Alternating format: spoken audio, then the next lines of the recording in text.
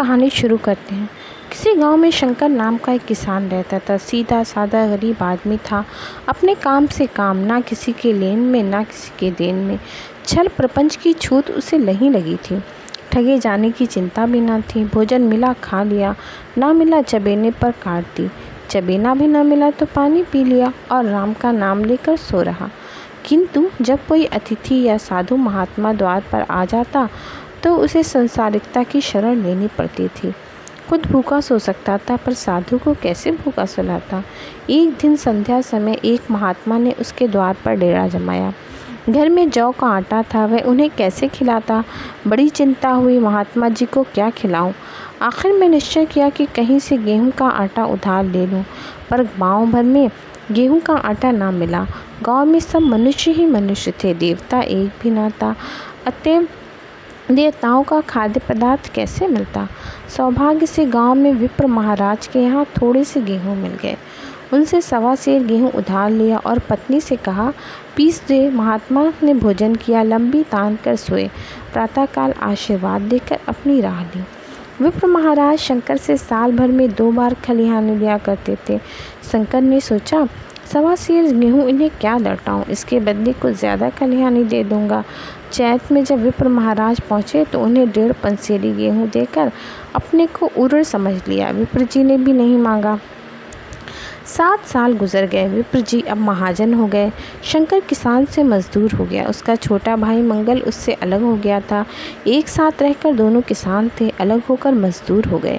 जिस दिन घर में अलग अलग चूल्हे जले, वह फूट फूट कर रोया। 7 दिनों तक उसने अन्न की सूरत ना देखी। दिन भर जेठ की धूप में काम करता और रात में मुंह लपेट कर सोया रहता। बीमार पड़ा तो महीनों खाट से ना उठा। 5 बीघे के आधे रह गए। एक बैल रह गया। खेती क्या खाक होती। जीविका के लिए मजदूरी करने लगा। 7 वर्ष बीत गए। एक दिन शंकर मजदूरी करके लौट रहा था। राह में विप्र जी ने टोक कर कहा, शंकर, तेरे यहाँ 5.5 मन गेहूँ कब के बाकी पड़े हैं। तू देने का नाम नहीं लेता। हजम करने का मन है क्या।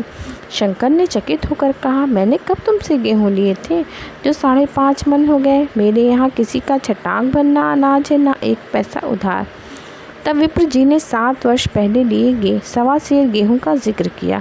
शंकर अवाक रह गया। विप्र जी ने 1.25 सेर अनाज को अंडे की भांति सेकर आज ही पिशाच खड़ा कर दिया। क्या इसी नियत से चुप साधे बैठे रहे। बोला, महाराज, मैंने कई बार खलिहानी में सेर 2-2 सेर गेहूँ दिया है। अब आप आज 5.5 मन गेहूँ मांगते हैं, मैं कहाँ से दूंगा। विप्र जी ने कहा, जिसके घर से चाहो लाओ, मैं छटाक भर भी ना छोड़ूंगा। यहाँ ना दोगे, भगवान के घर तो दोगे। शंकर काँप उठा। पढ़ा लिखा होता तो कह देता, अच्छी बात है, ईश्वर के घर ही देंगे। वहाँ की तौल यहाँ से कुछ बड़ी तो ना होगी। किंतु शंकर इतना व्यवहार चतुर ना था। ब्राह्मण का ऋण रह गया तो सीधे नरक जाऊंगा। बोला, महाराज, जितना होगा यही दूंगा। ईश्वर के यहाँ क्यों दूँ। इस जन्म में तो ठोकर खा ही रहा हूँ, उस जन्म के लिए कांटे क्यों बोऊं। मगर ये कोई न्याय नहीं है। तुमने राई का पहाड़ बना दिया। मैं तो दे दूंगा, लेकिन तुम्हें भगवान के यहाँ जवाब देना पड़ेगा। विप्र जी ने कहा, वहाँ का डर मुझे क्यों होने लगा। वहाँ तो सब अपने ही भाई बंधु हैं, जो कुछ बिगड़ेगी संभाल लेंगे। तो कब देते हो। शंकर, मेरे पास रखा तो है नहीं, किसी से मांग कर लाऊंगा तभी दूंगा। विप्र ने कहा, मैं ये ना मानूंगा। 7 साल हो गए, अब एक दिन का भी मुलाहजा ना करूंगा। गेहूँ नहीं दे सकते तो दस्तावेज़ लिखवा लो। हिसाब लगाया गया। गेहूँ के नाम 60 रुपये हुए। 60 रुपये का दस्तावेज़ लिखा गया। 3 रुपये सैकड़े सूद। साल भर ना देने पर सूद की दर 3.5 रुपये सैकड़े। 1.5 रुपये का स्टम्प, 1 रुपया दस्तावेज़ लिखाई। शंकर को अलग से देनी पड़ी। गांव भर ने विप्र जी की निंदा की, लेकिन मुंह पर नहीं। महाराज से सभी को काम पड़ता है, उसके मुंह कौन लगे। शंकर ने साल भर कठिन परिश्रम किया। नियाज से पहले रुपए अदा करने का उसने व्रत सा कर लिया। दोपहर से पहले चूल्हा न जलता। चबीने पर बसर होती थी, वह भी बंद हुआ। केवल लड़के के लिए रात को रोटियां रख दी जाती थी। कपड़े पहले ही त्याग की चरम सीमा पर पहुंच चुके थे। 80 भेदक शीत आग ताप कर काटी। साल के अंत तक उसके पास 60 रुपये जमा हो गए। उसने रुपये पंडित के चरण कमलों पर अर्पण कर दिए। लेकिन ये तो 60 रुपये ही हैं, विप्र जी ने कहा। महाशंकर, हाँ महाराज, अभी इतने ले लीजिए, बाकी मैं 2 महीने में दे दूँगा। विप्र ने कहा, मैं ये रोग नहीं पालता, अगर पूरे रुपए नहीं मिलेंगे तो आज से 3.5 रुपये का ब्याज लगेगा। अपने रुपए चाहे घर में रखो चाहे यहाँ छोड़ जाओ। शंकर, अच्छा, जितना लाया हूँ उतना रख लीजिए, कहीं से 15 रुपये और लाने की फ़िक्र करता हूँ। शंकर ने सारा गांव छान मारा, मगर किसी ने विप्र महाराज को छेड़ने के डर से उसे रुपए ना दिए। साल भर तक तपस्या करने पर भी जब शंकर ऋण से मुक्त नहीं हुआ तो उसका संयम निराशा में बदल गया। उसे मेहनत से घृणा हो गई।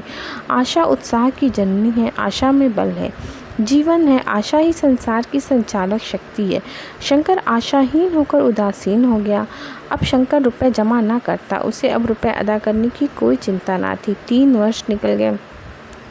विप्र जी महाराज ने एक बार भी तकाजा ना किया। वह चतुर शिकारी की भांति अचूक निशाना लगाना चाहते थे। एक दिन पंडित जी ने शंकर को बुलाकर हिसाब दिखाया। शंकर पर 120 रुपये निकले। शंकर, इतने रुपए तो उसी जन्म में दूंगा, इस जन्म में तो नहीं हो सकता। विप्र, मैं इसी जन्म में लूँगा, मूल ना सही सूद तो देना ही पड़ेगा। शंकर, मेरे पास रखा ही क्या है? विप्र, आखिर तुम कहीं मजदूरी करने जाते ही हो, सूद में तुम हमारे यहाँ काम किया करो। सच तो ये है, अब जब तक मेरे रुपए नहीं चुका दो तुम किसी दूसरी जगह काम करने नहीं जा सकते। शंकर, महाराज, सूद में काम करूँगा तो खाऊंगा क्या? विप्र, तुम्हारी घरवाली है, लड़के हैं, क्या वे हाथ पांव काट कर बैठेंगे? तुम्हें आधा सेर जौ रोज़ कलेवा के लिए दे दिया करूँगा। ओढ़ने को साल में 1 कंबल मिल जाएगा, और क्या चाहिए? शंकर ने कुछ देर गहरी चिंता में पड़े रहने के बाद कहा, महाराज, ये तो जन्म भर की गुलामी हुई। गुलामी? विप्र ने कहा, गुलामी समझो चाहे मजदूरी, मैं अपने रुपए लिए बिना तुमको ना छोड़ूंगा। तुम भागोगे तो तुम्हारा लड़का भरेगा। इस निर्णय की कहीं अपील ना थी। दूसरे दिन शंकर ने विप्र जी के यहाँ काम करना शुरू कर दिया। 1.25 सेर गेहूँ के लिए उम्र भर के लिए गुलामी की बेड़ी पैरों में डालनी पड़ी। वे गेहूँ के दाने किसी देवता के शाप की भांति आजीवन उसके सिर से ना उतरे। विप्र जी के यहाँ 20 वर्ष तक गुलामी करने के बाद शंकर ने संसार से प्रस्थान किया। 120 रुपये अभी तक उसके सिर पर सवार थे। पंडित जी ने अब उसके जवान बेटे की गर्दन पकड़ी। उसका उद्धार कब होगा भी या नहीं, ईश्वर ही जाने। तो आपने देखा कि सूद जो है वो कितनी बुरी चीज़ है, और एक पूरे इंसान का जीवन जो है वो बर्बाद हो जाता है उसकी वजह से।